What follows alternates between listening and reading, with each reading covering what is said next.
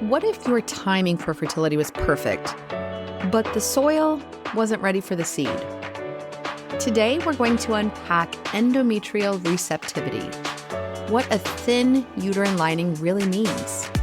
We'll also discuss how estrogen and progesterone shape implantation and the stepwise, cycle-timed plan to improve thickness, blood flow, and function without jumping straight to procedures. I'm Dr. Monica Minjeur, the host of Cycle Wisdom, where we help women restore hormonal balance and reclaim their well-being through personalized healthcare grounded in clinical excellence. Before we get into more information about uterine wall thickness, I'm going to share Aubrey's story with you. Now, Aubrey came to us at 33 years of age, and she and her partner had been trying to conceive for the past year and a half. She was tired of almost getting pregnant.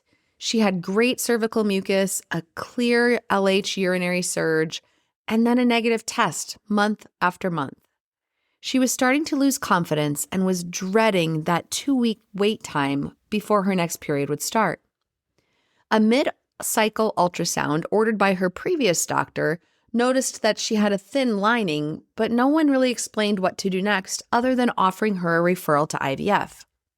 When Aubrey came to see us, she brought up this part of her evaluation specifically and asked, is the thin lining a problem? So we started, as always, with reviewing her charting, which showed adequate cycle length at 29 to 31 days between cycles. She had good ovulation signs, a luteal phase that lasted about 13 days, and occasional cramps on the first day of her menstrual cycle with no obvious brown bleeding. Her prior lab testing that had been done was fairly preliminary, but not timed to her cycle. So we started, as always, with that complete lab evaluation, and we found that although her progesterone in the luteal phase was adequate, it was not robust. Her estradiol levels were also low after ovulation, in addition to low vitamin D and ferritin or iron stores. We did repeat a follicular ultrasound, and while it showed a good dominant follicle at about 20 millimeters at the time of ovulation, her endometrium, or the lining of the uterus, was only 6 millimeters. She didn't have any symptoms of chronic endometritis, and her thyroid and prolactin levels were normal. So we started off working with Aubrey to increase the estradiol support during her later follicular phase, targeted support for blood flow, iron repletion, and treated insulin resistance, which we found. And by the third cycle, we repeated her ultrasound and found that her endometrial lining had increased to 8.5 millimeters with a clear pattern. Her labs had also improved, and she conceived on the 4th month with early hormone monitoring throughout the rest of her pregnancy. So what makes the endometrial lining or the uterine wall lining receptive to a fertilized embryo? The first thing we always look at is the estrogen levels. Estrogen is responsible for increasing the thickness of that uterine wall lining, and progesterone after ovulation transforms that lining into a more receptive and stable state for implantation. This is why it's so critical when we're following fertility patients that we're checking the labs 7 days after ovulation every cycle to make sure that we have an optimal environment, not just hormonally, but also structurally. If you're getting an ultrasound done, we generally are going to aim for a mid-cycle ultrasound thickness of at least 7 to 8 millimeters or more, and want it to be a favorable pattern. So the words we generally look for is something called trilaminar, which means that there are 3 distinct layers of the uterine wall that shows adequate function. We also consider blood flow and nutrients. So for example, if you have low iron stores, insulin resistance, or poor sleep, all of those things can actually decrease the response of that favorable lining. We also want to make sure that when you are getting that ultrasound done, and especially your labs, that timing is accurate. An estrogen-supported follicular phase, followed by a well-timed progesterone rise after ovulation, gives the best chance for an appropriate window that matches the embryo's arrival to the uterine environment. Now, some things can really disrupt that uterine wall lining. And so we're always on the lookout for the causes of this, including insulin resistance, which can be kind of tricky to pick up unless you're looking for it, low iron, chronic endometritis, intrauterine adhesions or polyps or scarring, chronic stress, and certain medications, like if you are taking a bunch of anti-inflammatory medicines near the time of ovulation. We also pay special attention to those estrogen levels because a low estradiol rise can lead to problems with that uterine wall lining. Finally, we want to make sure that you are not doing anything that would decrease the blood supply in general. Things like smoking or vaping or chronic marijuana usage all can decrease the uterine wall lining and the ability to get good blood flow to that tissue, which can make a thinner endometrial lining to begin with. So we always start evaluation with looking at the charting, confirming the peak day, planning labs 7 days after ovulation, and making sure to note the quality of the cervical mucus. Do we see a buildup? Does it seem to be that we're having good energy levels, fatigue is well managed, and we're minimizing any cramps or any spotting or brown bleeding that we're noting? When we're evaluating an ultrasound, we talk about this a lot more in episode number 101, where we look at the follicular ultrasounds. But really what we're targeting is ideally that scan prior to ovulation, which is tracking the follicle, and we're also getting the endometrial thickness.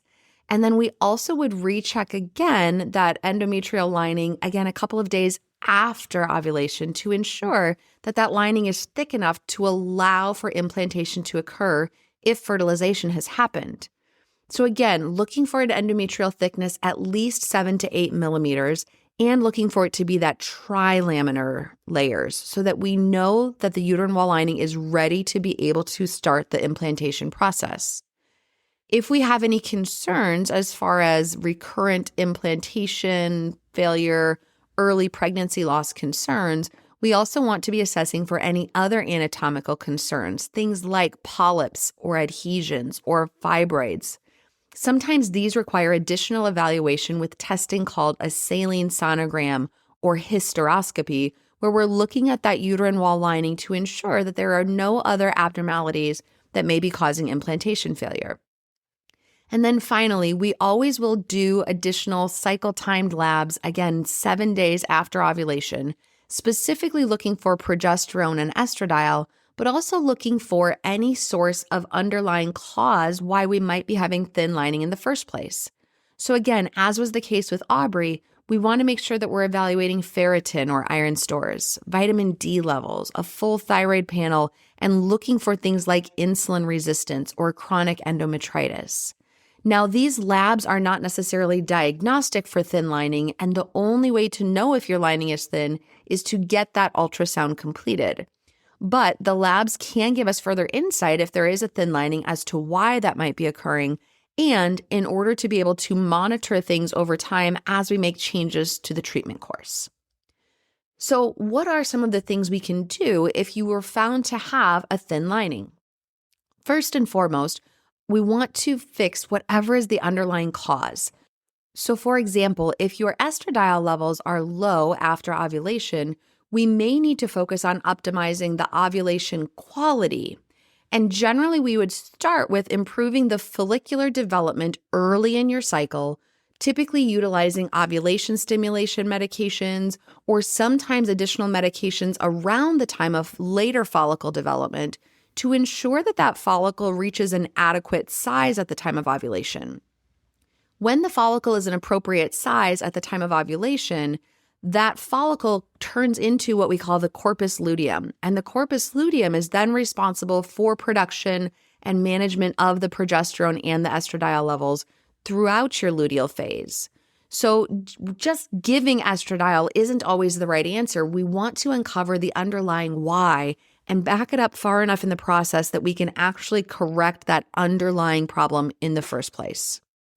We also talk about different things that can increase blood flow to the uterine wall lining in order to help improve the quality of blood that gets to that area.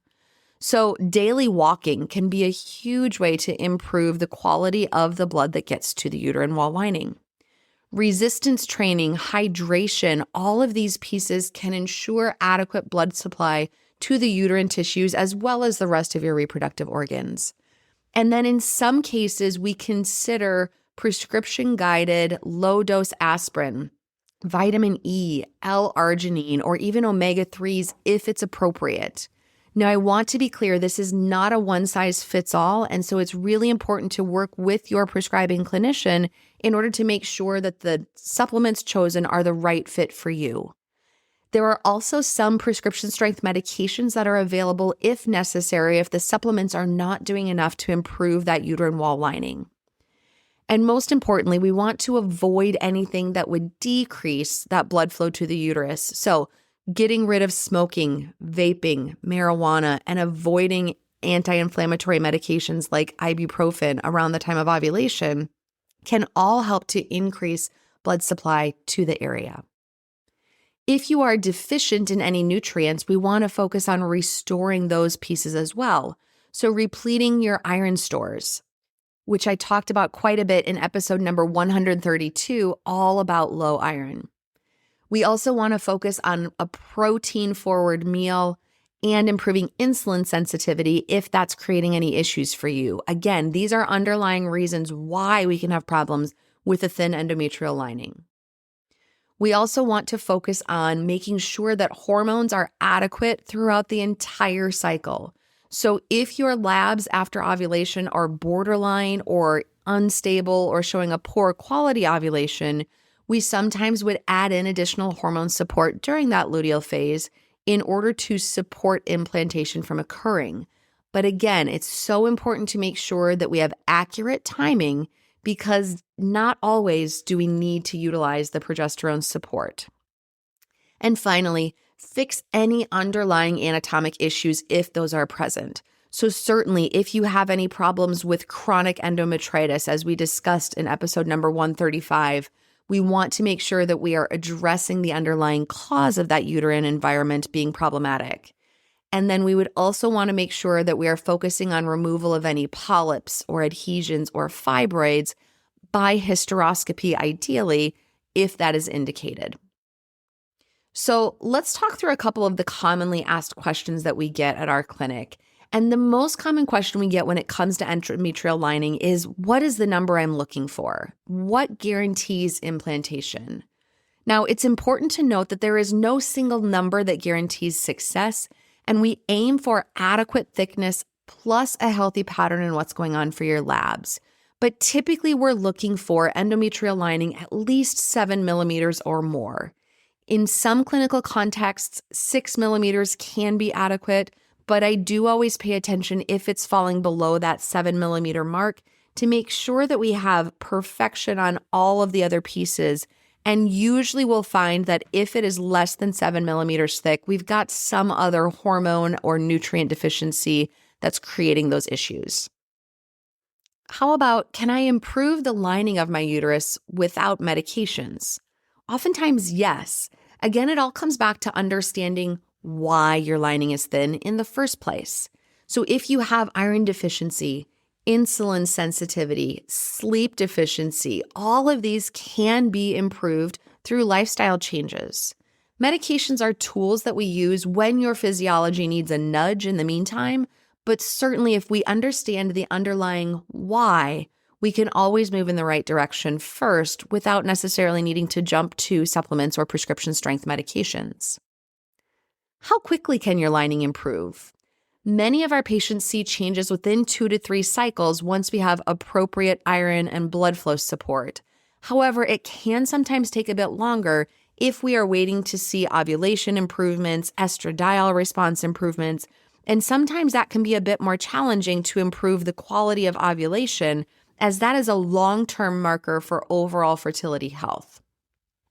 And finally, do I need to have surgery? Would that help to fix what's going on from the uterine wall lining? And typically we only reserve surgery if we find that you have some underlying anatomic cause that is creating problems with that uterine wall thickness. So again, polyps, fibroids that come into the uterine wall cavity, or adhesions. Most of our patients we find improve with the medical changes and the lifestyle steps first, and most of the time do not require surgical evaluation or intervention when it comes to a thin uterine wall lining. Imagine if your mid-cycle ultrasound finally showed a nice, thick, trilaminar lining, and your labs after ovulation confirmed that steady, well-timed handoff of your hormones because you took the time to rebuild nutrients, improve blood flow, and time the hormones step by step.